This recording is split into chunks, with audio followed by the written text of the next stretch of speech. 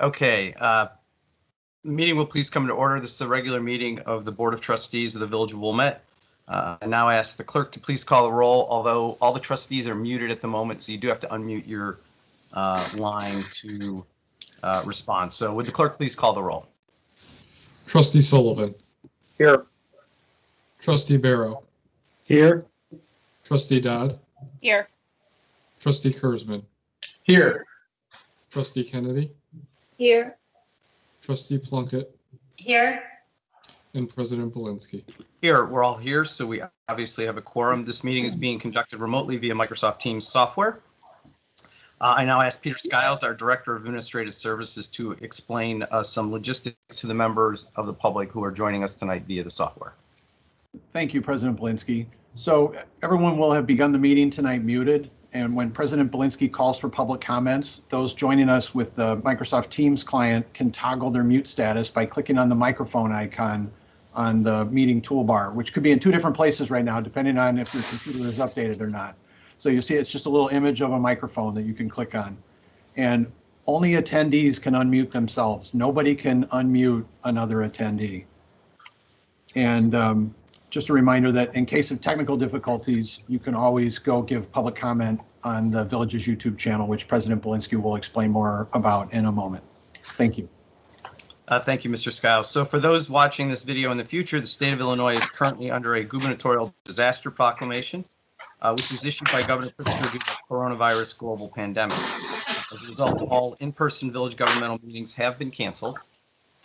However, the state has amended the Open Meetings Act to permit electronic meetings of governmental bodies and during the disaster proclamation. So we are conducting our business tonight in compliance with the new provisions of state law. As usual, this meeting is being broadcast live on our local access cable channel 6 and on the internet, and I will give you the URL. It's on YouTube, www.youtube.com/user/villageofwilmette/live. Again, youtube.com/user/villageofwilmette/live is the URL for our internet broadcast. A recording of the meeting will be archived on the Village's YouTube website, as we do with all of our televised public meetings. As Mr. Skiles suggested, a remote meeting obviously requires a different mechanic for public participation. So to ensure our residents, business owners, and other interested parties have had the opportunity to participate in this meeting, we have solicited public comment prior to the start of the meeting via email. And if you send an email to publiccomment@wilmette.com prior to the start of the meeting, your email has been provided to the Village board members, and it will be included in the minutes of the meeting, but will not be read during the meeting. Members of the public who are watching the broadcast can participate during our designated public comment periods by submitting comments through the YouTube live chat feature. And a member of the Village staff will then read your comment to the Village board. And then for those of you who have connected to the meeting via Microsoft Teams or via the telephone, at the appropriate time, I'll ask people to speak up if they'd like to make a public comment.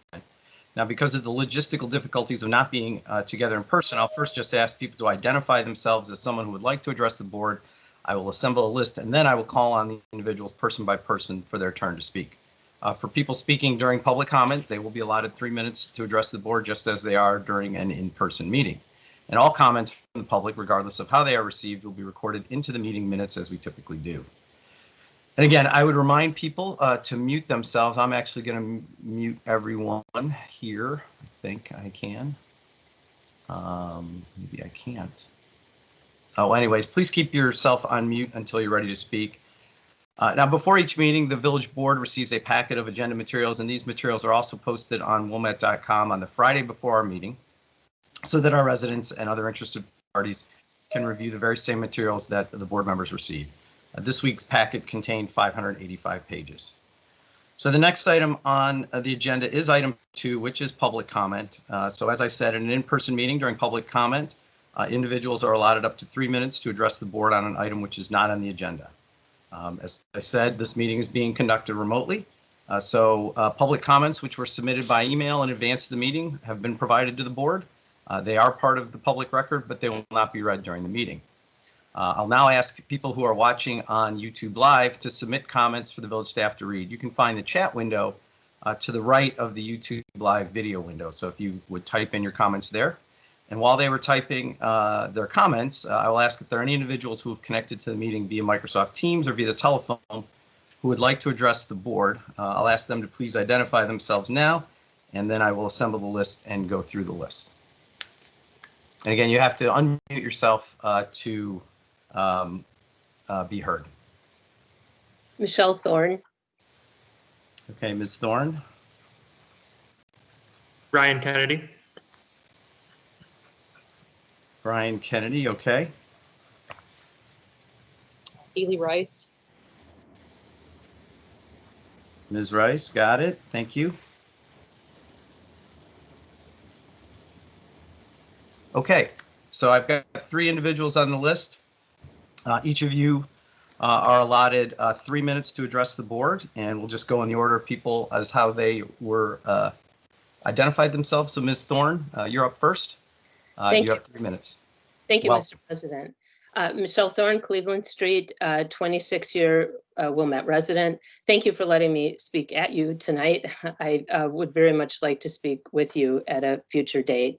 I have a number of questions regarding a resident's front yard seasonal sound and light show with tens of thousands of blinking lights, video screens, FM radio feed, and a large social media presence. It causes severe traffic obstructions in our tiny residential neighborhood with sometimes hundreds of idling cars per night. Out-of-town commercial buses of often drunk and disorderly partygoers, large congregations of distracted adults and children in the middle of village streets. It typically runs 6 hours a day for 6 or more weeks straight.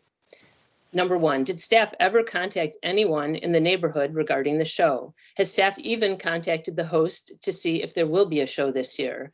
For years, we neighbors have been told it was the last year. Isn't that a simple phone call for staff to make? Number 2, did staff ever review the previously mentioned provisions of the village code regarding lights, glare, noise, construction of front yard recreational structures, environmental standards, including air pollution, and causing an obstruction of the roadway? I believe the violations are apparent. Number 3, what happens if staff refuse to enforce material violations of the village code? Where can a resident go for help? Well, it appears that a resident goes to the village board, since the village board supervises the village manager, and section 2-185 specifically requires the village manager to enforce the laws and ordinances within the village. Unfortunately, that isn't being done. Number 4, nonetheless, the board recently adopted a 7 p.m. cutoff time for a seasonal batting cage. Why not the same rule for a seasonal front yard sound and light show? Number 5, does the village have insurance for liabilities arising from these events taking place on village property? Has the host provided a certificate of insurance? Number 6, does the village have a plan for COVID gatherings? We're talking at least 50 people from buses, and if we revert to phase 3, frequently at least 10 people congregating. Number 7, who sets the board agenda? Did you decide, Mr. President, that the trustees would not be allowed to publicly discuss this matter? If so, why not let them discuss it at your next meeting? And number 8, let me ask you, Mr. President, during your family's holidays, would you like to have a 6 or more week sound and light show across from your home? I know you wouldn't, and you told me so when we talked the year the show began, and you promised you'd bring this matter up with the board. You can still fulfill that promise. Thank you. So Ms. Thorne, thank you for your comments. I hope your husband has shared the letter that I sent yesterday to you, both. It was a 3-page letter. It covered many of the items that you talked about. My suggestion is that you reach out to the village manager and corporation counsel, and they can share the point of view in more detail. But as the letter stated, there are specific items and specific ways that things get onto our agenda, and clearly it's impractical for all 27,000 residents to be able to put something on the agenda. So my suggestion is that instead of, you're certainly welcome every meeting to come and spend your 3 minutes, but I think it would be more constructive if you talk to the staff about it, and they can provide the details of why they disagree with your point of view. Thank you, Mr. President. I certainly did review that letter and the other letters we've received from the staff. It still remains the case after these many years that the ordinances are not being enforced by staff. That, Mr. President, is why I keep coming to the board, and my husband has spent his time coming to the board, and we've taken up your time. And we would very much appreciate an opportunity for the trustees to have a chance to discuss this, Mr. President. Yeah, understand that as the letter stated, village trustees are not responsible for code enforcement. It's actually prohibited by state law for us to interfere with the day-to-day administration. You're absolutely true, as my letter said. If you've got an issue, you should feel free to reach out to your elected officials, and they will discuss your concerns and their concerns with the staff. But I don't believe that there's really been a wholesome conversation with the staff. You've sort of taken it to us, and the reality is Mr. Brayman and Mr. Stein can walk you through their point of view on this, and I think that would be more constructive. So we're not the code enforcement Mr. President, you supervise the village manager. We've had countless conversations, as have other neighbors, with the staff. They have refused to enforce the ordinances. You are our last resort, and you have refused to put it on the agenda to allow the trustees to discuss it. So I don't know what else to say, Mr. President. Okay, we'll cut it off there then. Very good. Thank you. Next person is Mr. Kennedy. Thank you. Yeah, Ryan Kennedy. I'm new to the area. I live on Thornwood Avenue now. I want to talk about item 3.21, the approval to waive competitive bidding on the phase 2 stormwater. Then we'll talk about it when it comes up. This is public comment is for items that are not on the agenda. So what you need to do is remove that item from the consent agenda, and then we can talk about it then. Okay. So I'll call back to you when we do the consent agenda so that you can follow the proper procedure. Sorry about that. Okay, very good. Next one is Ms. Rice. I apologize. I'll turn my video on here. I apologize. I just thought you were looking for anybody who would want to potentially speak, so I have no comment at this time. Okay, thanks, Healy. So I will call on both Mr. Kennedy and Ms. Rice regarding the consent agenda to make sure if there's an item on the consent agenda that you want to pull and talk about, we can do that. Okay, so before we leave public comment, though, I'll ask the staff if there are any comments received from people via YouTube Live. No comments, President Belinsky. Okay, thank you, Mr. Skiles. So we'll move on to the consent agenda. Item 3 is the consent agenda. And as described on the agenda, items which are routine business that are not normally debated by the board are placed on the consent agenda. So all items beginning with the number 3 are on the consent agenda tonight, and that means it consists of items 3.1 through item 3.22. Items on the consent agenda are up for approval tonight. If an item is not removed by a member of the audience and is not removed by one of the trustees, the item will be approved and it will not be discussed. So I'll begin by asking if there's any member of the audience who would like to remove an item from the consent agenda. Mr. Kennedy, I presume you'd like to remove item 3.21 from the consent agenda. Yeah, sorry about that again. Okay, so when we get to the Municipal Services Committee, we'll bring that item up and then a motion will be made, and then you'll have the ability to speak during public comment on that item. Okay, thank you. And Ms. Rice, would you like to remove something from the consent agenda? No, I would not, sir. Okay, all right. You must have something on the consent agenda tonight. Exactly. Yes, that's what I now I recall seeing it in the report.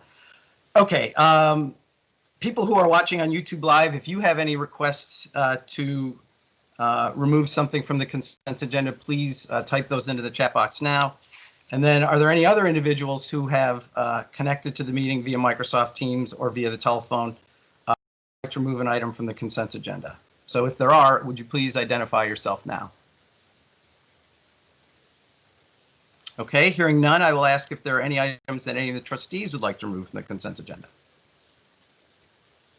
Okay, so may I have a motion to adopt the consent agenda, again, excluding item 3.21, which is approval to waive the competitive bid process and negotiate the neighborhood storage project phase 2 construction contract with Berger Excavating, Wakanda, Illinois. So moved. That was trustee Sullivan. Is there a second? Second. That was trustee Barrow. So would the clerk please call the roll on the motion to adopt the consent agenda? Trustee Sullivan. Aye. Trustee Barrow. Aye. Trustee Dodd. Aye. Trustee Kurzman. Aye. Trustee Kennedy. Aye. Trustee Plunkett. Aye. President Belinsky. Aye, so the motion carries. The consent agenda has been adopted. If you were here for an item on the consent agenda, it's been approved. And I'll clarify for people who are here tonight or have dialed in, rather. Again, all the items beginning with the number 3 have been approved, and that includes items 3.3, 3.4, 3.5, 3.6, 3.7, and 3.8, which are the temporary use permits for the tents for the schools. Also includes 3.9, and then the Zoning Board of Appeals cases 3.10, 3.11, 3.12, 3.13, 3.14, and 3.15 as well. All of those items were just approved. So if you were here for one of those items, it was approved. There'll be no further discussion of those items or any of the other items on the consent agenda. So you are free to log off or hang up. Of course, you are more than welcome to watch the rest of our meeting. I will move on to item 4, which is the report of officers, and we'll start with our report from our village manager, Mr. Brayman. Thank you, President Belinsky. I have 2 items. The first is to remind the community that we will hold our fiscal year 2021 budget workshop tomorrow evening at 7:30 p.m. The workshop will be live streamed and archived on our website, and all of our budget documents are available online. Also, as many members of the board know in our community, I'm sure, our suburban Cook County region is moving into phase 4 mitigations as directed by Governor Pritzker regarding COVID. That means that for the time being, there'll be no more indoor dining or bar service. Gatherings are restricted to 25 or fewer persons. Previously, it was 50, and some other miscellaneous changes that are highlighted on our website. We, of course, encourage our residents and our businesses to please follow the recommended COVID safety protocols, wear a mask, and socially distance. And the quicker we can get the numbers turned in the right direction, our restaurants can reopen for business. And that's all I have. Thank you, Mr. Brayman. Yeah, and I would just reiterate there that, we follow the state's guidance and the county's guidance on this. And so I would also encourage all folks to raise their vigilance a little bit. What we're seeing now is some pickup in the numbers, and I think it's really people being a little fatigued, but I'd ask you to hang in there and continue to social distance and wear your masks. Next is our Corporation Counsel, Mr. Stein. No report, Mr. Mayor. Next item on the agenda is item 5. That's the report of the Liquor Control Commissioner. There's no report tonight, so we'll move on to the standing committee reports. First up, Trustee Barrow, is the Land Use Committee. All items are on the consent agenda. Thank you, Trustee Barrow. Trustee Kennedy, the Finance Committee. All items are on consent. Trustee Dodd, the Administration Committee. We have one item on the agenda, which is item 6.3. So I guess I should start by making a motion, Mike? Yes, Mr. Brayman? if you would please move adoption of the ordinance, that would be great. So I'd like to move to adopt ordinance 2020-044, amending the Wilmette Village Code concerning boards and commissions, Chapter 2. All right, is there a second? Second. That was Trustee Kennedy with the second. It's been moved and seconded. Staff made a presentation at our last meeting. We solicited public comment, and the board members discussed this item extensively. But because of the interest to the community, it is off the consent agenda to facilitate any remaining public comment and to also allow the trustees to add any final comments to the ones they made at the last meeting. I think I will start, Mr. Brayman and Mr. Stein. There were some tweaks that were made as a result of both the board members' suggestions and other information. So you just want to briefly highlight the changes that were made? Yes, I can walk the board through that. And, as you said, President Belinsky, we had a robust discussion at the last meeting, so we'll touch on these briefly. One of the major points of discussion at our last meeting was student terms. So we're going to have 2 student members on the Human Relations Commission, and the Administration Committee was looking at a 2-year term, but there was discussion amongst the board as to whether it should be 1 or 2 years, and a request for us to reach out to our local high schools and get their feedback. We contacted New Trier, Loyola, and Regina Dominican, and all 3 independently preferred a 1-year term for students. So the ordinance has been updated for a 1-year term for each of the 2 student members. We also have a small change to the preferred qualifications for Human Relations Commission members. Trustee Kennedy had suggested that we add experience or training in the law, as well as experience in American history or being a historian for the Human Relations Commission. Staff thought those were valid and good changes, so we've rolled that into the updated ordinance. We also have, as we discussed at our last meeting, made a clarification to the purpose of the Human Relations mission. We had inadvertently left off all persons regardless of their religious beliefs. So while that was mentioned in the mission, it didn't carry through to the purpose. And the board received additional agenda material yesterday where we're also adding veterans to that same purpose section. That was President Belinsky's suggestion from our last meeting. Similar, it was in our mission, but didn't carry down into the purpose. So just cleaning that up. And then the last major substantive change was President Belinsky asking the staff to look at how we are handling appointments to what is an unexpired term. An example of an unexpired term is an individual who has a 4-year term but would resign before the end of those 4 years. So somebody who leaves it within year 2 or 3 or even 1. While the code states that the new member who's appointed would serve the remainder of that unexpired term and then could be reappointed, that has not been our practice. And we look back into President Canning's term as president, so more than 10 years ago, and we have actually never followed that direction from the code. We have simply started a new member as a fresh new term. That has not proven to be problematic. We think it's important that our practice follows the law, so we think we should change the code and mirror what we've been doing for at least a decade. So that change would have a new member start a new fresh term rather than filling an unexpired term. So that's the summary of the major changes. Those are all wrapped into the amended ordinance that's before the board this evening for adoption. Any questions for the staff? Okay, so I'm going to move on to public comment, and then we will have the trustees will have the ability, if they want to add anything to their comments. So again, you guys are getting sick of me saying this all the time, and it's much more complicated with a remote meeting. Normally, I would just ask for a show of hands, but we are remote. So first, I will ask people who are watching on YouTube Live to submit comments for the village staff to read. You can find the chat window to the right of the YouTube Live video window. Public comments which were submitted by email have been provided to the board members, are part of the public record, but will not be read during the meeting. I know there was at least one email, I think it was one email, which was received last week and was also included in the agenda packet. So finally, I will go to folks who have dialed into the meeting either via the Microsoft Teams software or the phone. If there is anyone who would like to address the board on this matter, I'll ask them to identify themselves now and create a list, and then we will go through the list and everyone will get their allotted 3 minutes. So would anyone like to address the board on this ordinance? You have to unmute yourself first.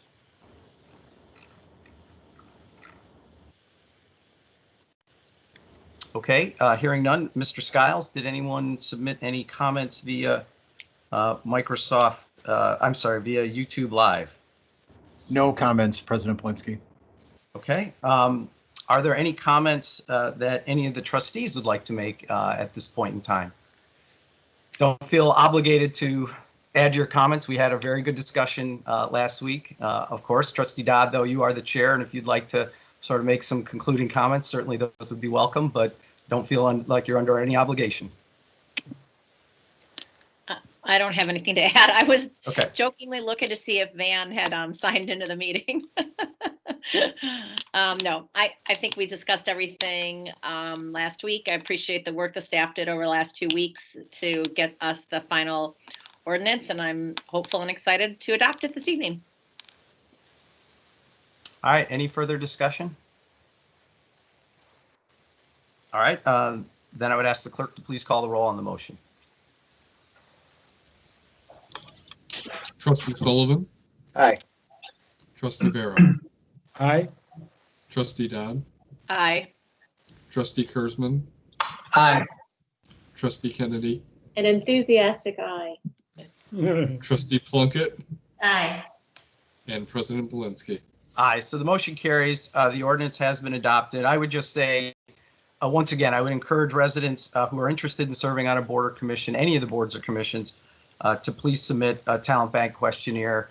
If there isn't a current vacancy that's a good fit, we do retain those TBQs for extended periods of time. And I've actually seen ones that have hung around for a couple of years even, but then, you know, there's an appropriate opening and we use them. So, and thank you to residents. We've actually received quite a few talent bank questionnaires over the last several weeks. So I thank them as well for submitting them.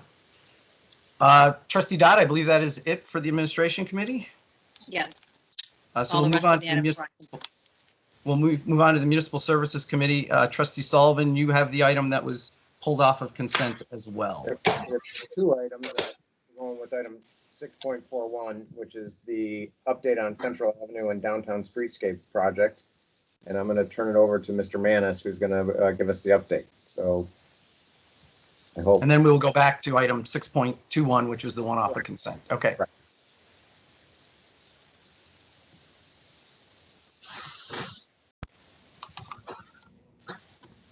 All right.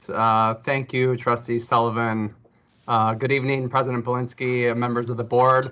I'm Village Engineer Dan Manis, and I'll be providing an update on the Central and Downtown Streetscape project tonight. There's no action requested tonight. I'll just be providing a brief overview on the progress and efforts by the project team to lessen the impacts of construction. As you may recall, this project was bid by the Illinois Department of Transportation in mid-June. It was subsequently awarded in mid-July, and this allowed us to start in early August. Originally, the work was scheduled to begin earlier in the downtown.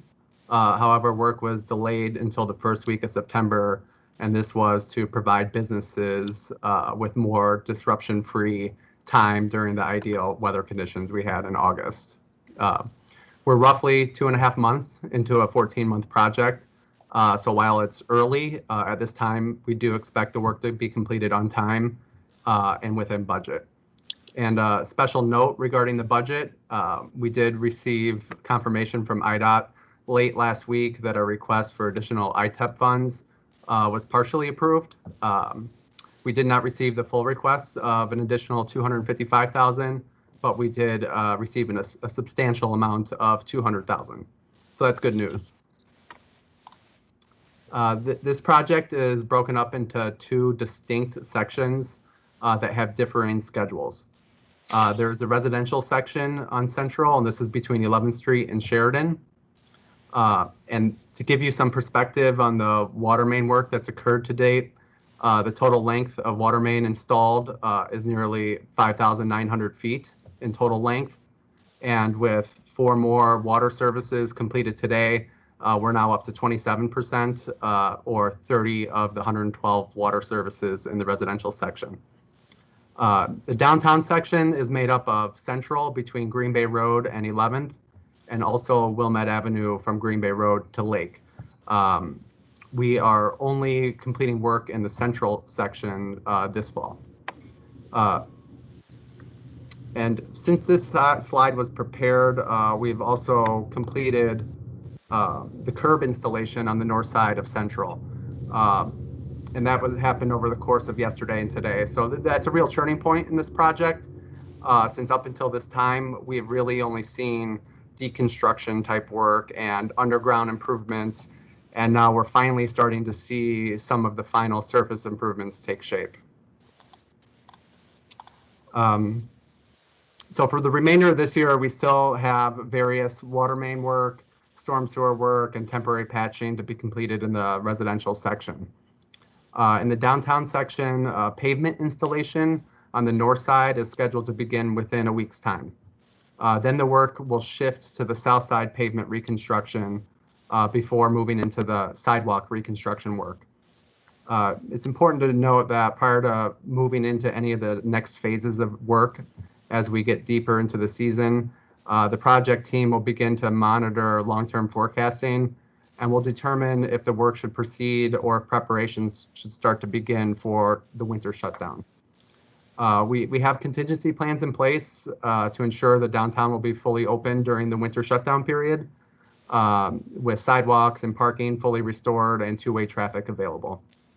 And if there's any changes in this projected schedule, we'll communicate them with the downtown residents and business owners.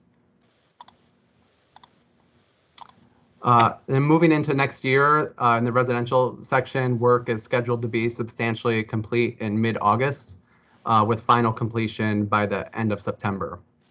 In the downtown section, work will be focused on the Wilmette Avenue sidewalk, and curb replacement, one side of the street at a time. And then it will transition into the finishing touches throughout the downtown, which are scheduled to be completed at the end of June. An important part of reducing impacts has been regular communications by the village's stakeholder liaison and other members of the project team with the businesses, primarily to determine optimal timing for when the most disruptive types of work can occur, like water service transfers that might disrupt water service or work adjacent to a sidewalk cafe. This has been especially critical during the time frame between September and mid-October, when there was a good amount of outdoor dining in the downtown area. There's been a focus on customer service early on in this project. We started with a business survey in early July.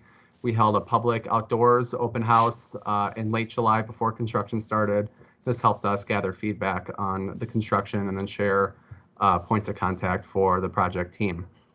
The project team has also been providing assistance with positioning curbside pickup signage and ensuring that there's designated spaces for business patrons. There's also been efforts to promote downtown business during construction. There were 18 of these signs pictured, placed throughout the downtown. There's also banner signage that's going to be located at Sheridan Lake, scheduled to be placed later this week to help promote support of the downtown businesses. So with that, I can open it up to any questions that you might have.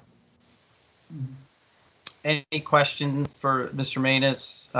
We appreciate the update. I believe it was early in the year this year or late last year when the board requested sort of more frequent updates on construction because we had a lot of projects underway. So we appreciate the engineering team's presentations on these topics.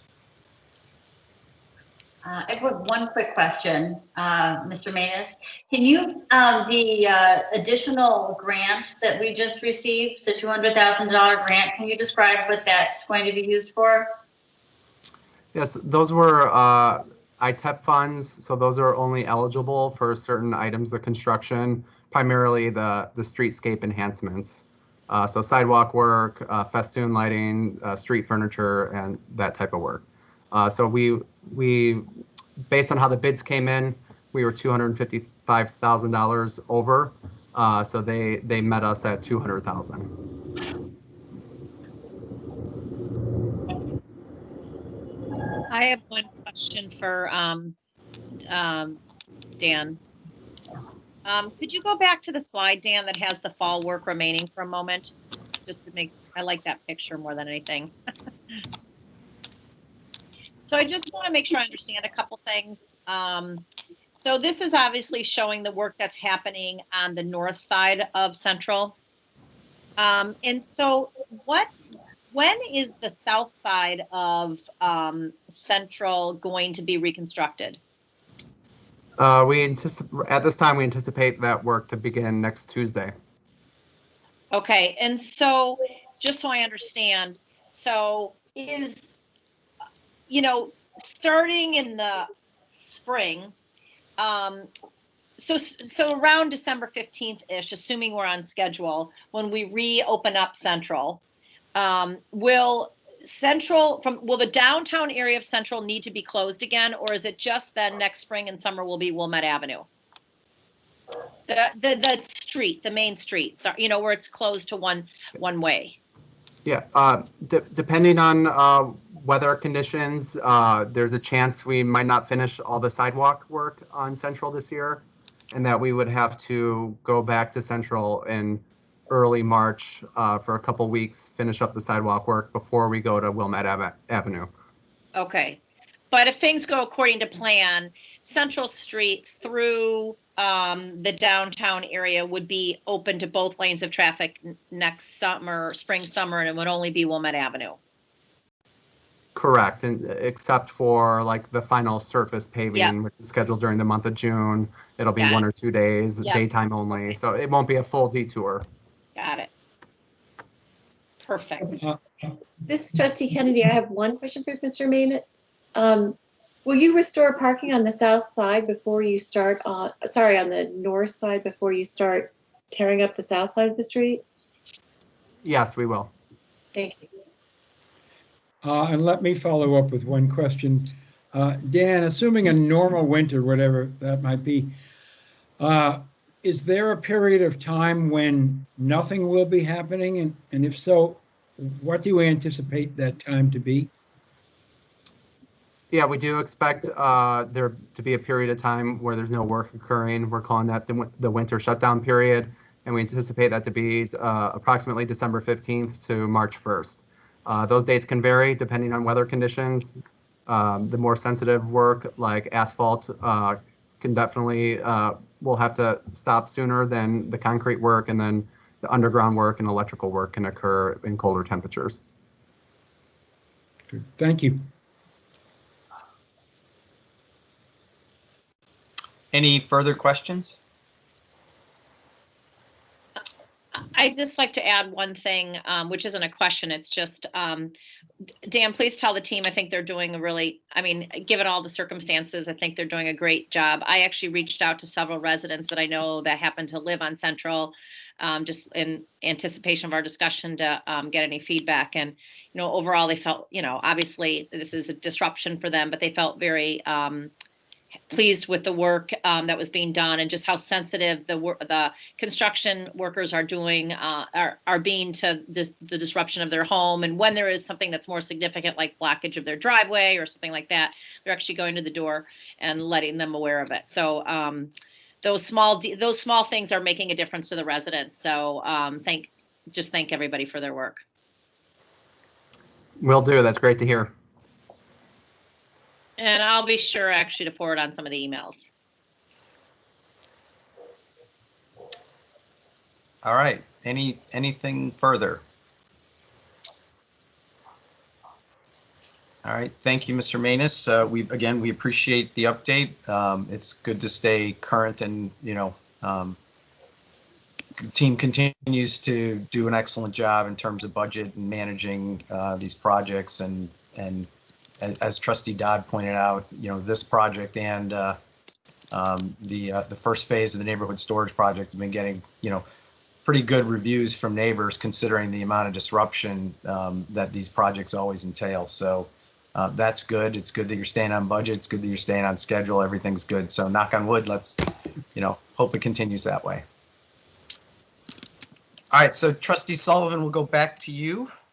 Yep. Our next item is item 3.21, and I'm going to make a motion to approve the waiving of the competitive bid process and negotiate the neighborhood storage project phase 2 construction contract with Berger Excavating of Wakanda, Illinois. All right, is there a second? Second. I'll second. Sorry. Trustee Plunkett got it in there. All right. Mr. Kennedy, you asked for this to be removed from the consent agenda, so I will turn the floor over to you to hear your concerns. Thank you. Yeah, I mean, I just wanted to make a comment on it. I didn't realize it was fully removed and it would be speaking now. So I think the decision to waive the competitive bid process in general should be taken pretty seriously by the board. And I think it is. I guess I would just caution that I think it could be a slippery slope, right? Assuming the entire storm project is lumped into this entire no bid, $15-20 million no bid contract. And then also, the phase 3 project in Thornwood Park the following year, assuming the board elects to again go the no bid route, you're talking about $30 million worth of no bid work. I think the construction landscape recently, specifically this year during the COVID-19 pandemic, since the first project was bid, I think things have drastically changed. I think you'll see a lot of municipal budgets right now that are struggling. And because of that, there's not a lot of other municipal work out there. And I think there's a lot of contractors who are looking for work. And I think prices are decreasing. We've seen it all over the place. So I understand you're kind of down the negotiation process. I'm pretty sure it's already started. I guess I would just ask the board during that process, consider taking steps to minimize the amount of no bid work. And what I mean by that is, conceptually, I think you're trying to lump the storm trap system, the associated sewers, and these optimized sewers. All of that work, I believe, is being proposed to be lumped together in the no bid contract. And feel free to correct me if I'm wrong. But it seems like, in phase one, there was the phase 1A bid, which consisted of just the storm main work. Then there was the storm trap system, which is separate, and that one had some alternates, one of which is going to be completed this summer. But, I'm not here to block the no bid process. Again, it seems like you're going down that path, but I would ask you to consider taking any steps possible to limit the amount of no bid work that you just clump together in this massive, again, potentially 15 this year, maybe a $30 million no bid award. It seems reasonable to take all steps necessary to break that up so that the no bid portion, if you're considering the storm trap specialized, maybe just that portion is no bid. I don't particularly consider it specialized. There was 5 bidders in the first one, but if that's your decision, that it is. So yeah, I guess I just ask to take some time on this and really consider, I think, the final outcome of doing a $30 million no bid contract. Okay, thank you, Mr. Kennedy. So Trustee Sullivan, there was correct me if I'm wrong, but there was a Municipal Services Committee meeting on this, and Ms. Berger, I presume you could add some thoughts here in terms of the village's rationale. Sure. Excuse me. Thank you, President Belinsky. The motion tonight just offers staff more flexibility when we look toward selecting a contractor for phase 2 at Hibbard Park. This by no means guarantees that the negotiation process will be successful, at least from the village's perspective. And I appreciate Mr. Kennedy's comments. We are also looking at various metrics on how to measure the unit prices that we'll receive through the negotiated process. It's definitely more than one metric. It's more than looking at last year's phase 1 unit prices. It's looking at several different angles. And I can assure the village board that if we are confident enough to recommend a negotiated proposal for your consideration, that it will be thoroughly vetted, like I said, from several different angles. So if at any point we feel it's not in the village's best interest to go down this road, we will not recommend it, and we'll go through the competitive bid route. Trustee Sullivan, anything to add from sort of the Municipal Services Committee perspective? No, you're correct. It was discussed, and I think some of the same concerns that we heard earlier were addressed, just to make sure we weren't missing anything. And I think Ms. Berger addressed it, that she and the team are going to look at everything, and before agreeing to anything, either if they say they want to move forward, they still have to bring it to us, and whether that's in municipal services and ultimately the village board or just the village board, I think there's going to be probably a little bit more scrutiny from the trustees, just to confirm, did we make sure we did the thorough analysis and eliminate any risk of not getting the best opportunity or best price for this project. So.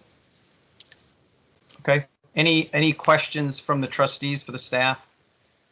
Because actually, I have a question. Sorry. Go ahead, Trustee Dodd.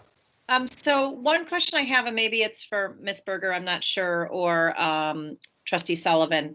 So if we, thank you, Ms. Berger, for sharing that perspective around. Obviously, you're going to make sure that we get the best bid possible for the village. So my question is, since we're waiving the competitive bid, if we go down the road with these negotiations and we realize that maybe we're not getting the best bid possible, then does that ultimately delay the start of the project, because otherwise we would be starting these bids now?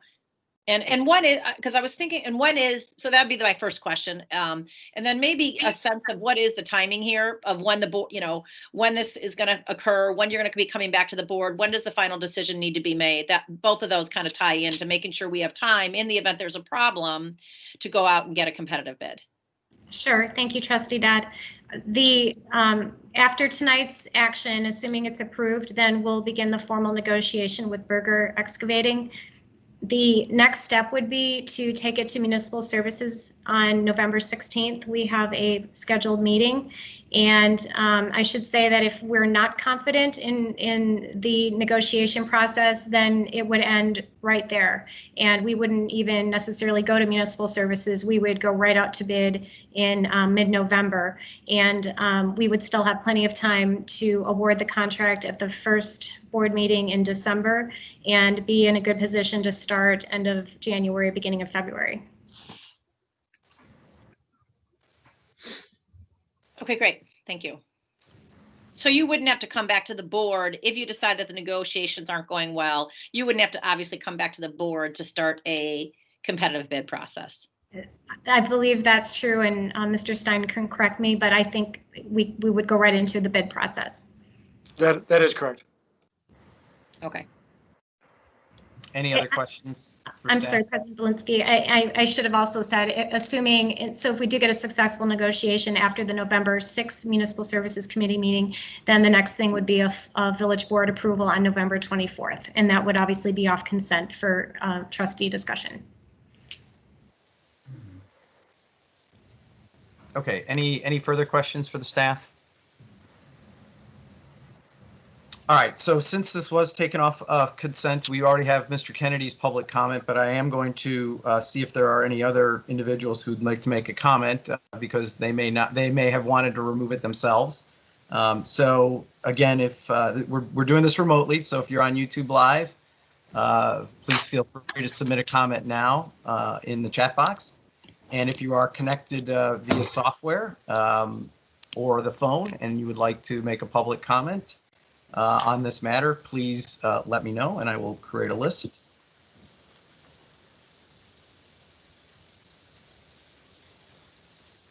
Okay, Mr. Skiles, was there anybody typing away at YouTube Live? I'm not seeing any comments, President Belinsky. No. Okay. All right, so any further discussion? All right, I would ask the clerk to call the roll on the motion, please. Trustee Sullivan. Aye. Trustee Barrow. Aye. Trustee Dodd. Aye. Trustee Kurzman. Aye. Trustee Kennedy. Aye. Trustee Plunkett. Aye. President Belinsky. Aye, so the motion carries. Was it an ordinance? What was it? We approved the waiving of the competitive bids. I don't think it was an ordinance. I think it was just an approval. But it carried, so it's been adopted. Trustee Sullivan, I think that was it for you. Yeah, all other items were approved on consent. Okay, Public Safety Committee, Trustee Kurzman. No report. Trustee Plunkett, the Judiciary Committee. No report. Item 6.7, reports from our special committees. There are no reports from our special committees tonight. Item 7 is new business. No additional new business to discuss. So we'll move on to item 8, which is adjournment. May I have a motion to adjourn? So moved. I think that was Trustee Sullivan. Is there a second? Second. That was Trustee Kennedy. I'd ask the clerk to please call the roll on the motion to adjourn. Trustee Sullivan. Aye. Trustee Barrow. Aye. Trustee Dodd. Aye. Trustee Kurzman. Aye. Trustee Kennedy. Aye. Trustee Plunkett. Aye. President Belinsky. Aye, so the motion carries. We stand adjourned. Just two quick things. I'm not planning to wear a tie tomorrow. So the gentleman for the committee of the